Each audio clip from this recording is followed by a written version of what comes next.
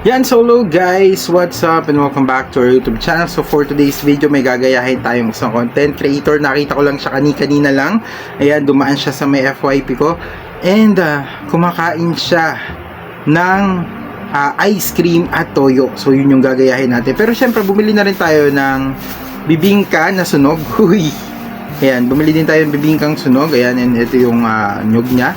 And of course, bumili tayo ng Ace Ice Cream. Medyo kanina pa siya, so medyo natutunaw-tunaw na ng konti. Pero ice cream pa rin naman siya.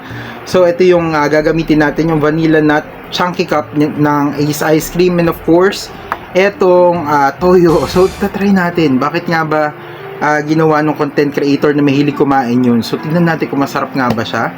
Ayun, although may narinig ako sinabi niya, pero syempre inamoy. Ano to? Inamoy talaga yung ice cream. Ayan, medyo naluluso siya ng konti. Pero yun na nga, dito na lang natin siya itatry. Siyempre hindi ko lalagyan ng lahat ano, kasi siyempre sayang naman yung ice cream kung lagyan natin lahat. So kukuha lang tayo ng portion ng ice cream. So another weird na naman na gagawin natin is ito. Ayan, lalagay ko na dito. Hindi ko lalagyan ng chocolate, parang weird lalo pag may chocolate. So ito na nga, Oshi.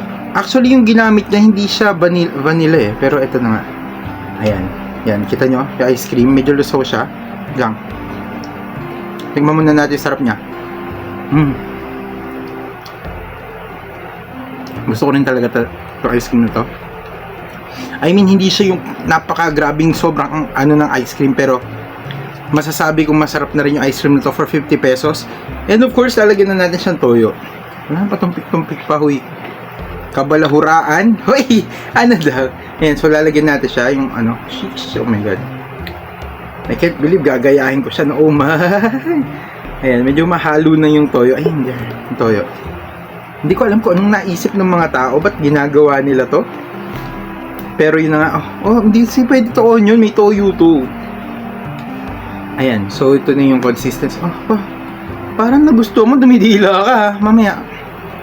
Hindi pwede to, bunso. Uy! Kiss mo na ako. Kiss mo na ako, kiss mo ako. Wow naman. Ang sweet naman ng ano. Wait lang, baka mamatob yung toyo. So, ito na nga guys. Konting toyo lang nilagay natin. Tikman natin. Ay! Sabi kasi nila parang salted caramel daw. Alam mo, lagyan pa natin. To be honest, kung konti lang pala ilagay mong toyo, weird siya, no? Pero medyo nag-work siya para sa akin. Ewan ko kung weird talaga ako pagdating sa pagkain, pero oh my god. Meron siyang alat. Huwag niyo nadamihan yung toyo, yun masasabi ko.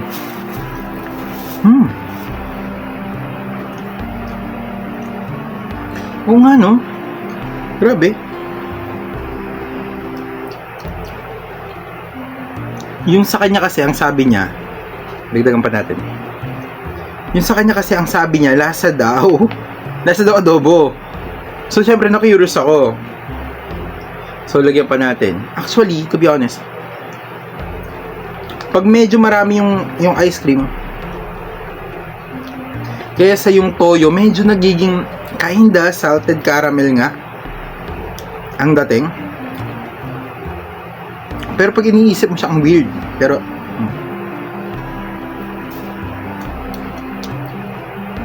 I don't think so na, ewan ko ba, kasi naisip ko yung toyo sa yung ice cream, para magkakaroon na reaction sa tiyan ko to mamaya, parang ganun yung datingan sa akin. Pero bigis sa lasa, okay siya, tolerable. Hindi siya yung sobrang weird nung dating.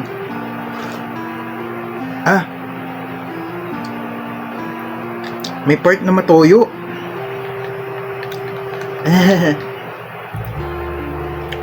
Para sa akin, yung lasa niya pag mas marami yung ice cream, more on mga 6 or 7. Ganun yung lasa niya. Hindi naman siya masama yung lasa, kasi nakain ko pa nga. Pero I don't think, bumili na lang kayo salted caramel. Ito yung kinakain ko. Kasi, mas masarap yung salted caramel kaysa doon. And, baka magkasakit pa kayo sa ano, sa bato. Huy! Dato puti, baka naman. Saka ano, isa ice cream, baka naman.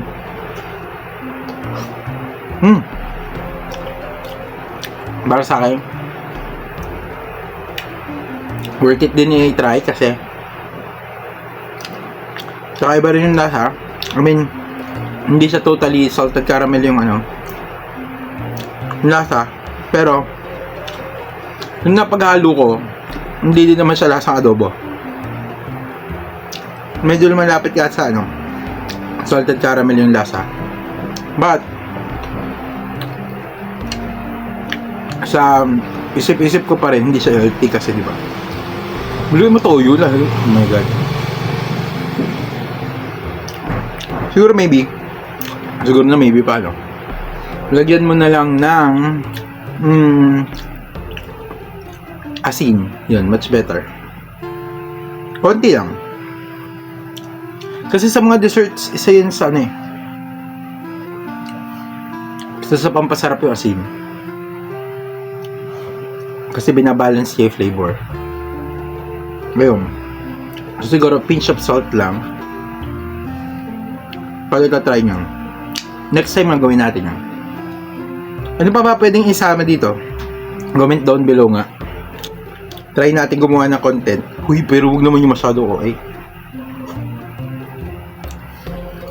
Huwag yung masyadong grabe naman, yung mga masyadong nakakadiri na. Hindi natin kaya. Curious lang ako. Well, hindi ko na siya ubusin. Ayan, may natira pa naman konti, pero amoy toyo. Amoy toyo talaga siya. Nawawala talaga amoy ice cream niya. Or wala talaga amoy ice cream. Parang wala amoy ito eh. Ayun lang. Salamat sa Salamat sa pagsama sa weird kong ginawa. First time ko yun. Actually, may nawi-weirdohan pa silang ginawa ka. Peanut butter and coffee. Yeah, as in yung black coffee Tapos matamis. Yun. Masarap yun, guys. Pero, ayun na nga.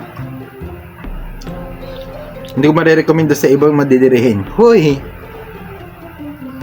Kasi itsura niya hindi talaga siya pleasing. Yun lang.